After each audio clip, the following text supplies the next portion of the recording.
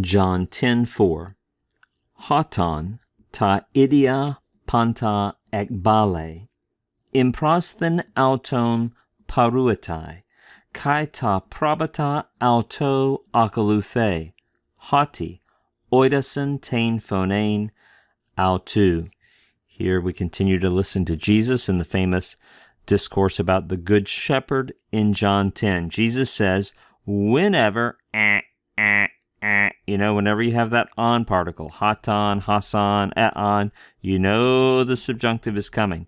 It's going to expect the subjunctive mood to govern the clause until there's a comma or a period. There's our subjunctive right there. It's from the lexical form ekbalo, to throw out, to cast out. Notice that is a compound verb with a prepositional prefix. Remember, subjunctives don't have augments, so that's not going to help us here. But we do notice that we lost a lambda. And you may remember the second aorist of balo is ebalon. So that's why we have that reduced stem there, that ball. This is just a second aorist active subjunctive. That's a third person singular ending because the subject here is the shepherd. That's just implied, the good shepherd. So whenever or when he leads out, and you may say, well, I learned ekbalo is cast out, throw out. Well, it can have that stronger sense, but in the Koine period, it's also used with a softened sense. There's been an erosion many times of the strength of the compound verb, and obviously here it just has a sense of lead out or bring out.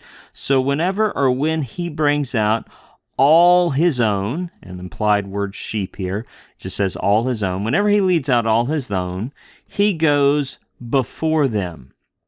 Imprasthen was once an adverb, but then began to be used as a preposition, meaning before, in front of. And here it's used as a preposition called an improper preposition because it was once an adverb, and it's followed by a genitive object. That's why auton is in the genitive, right? He goes before them. And the sheep follow him.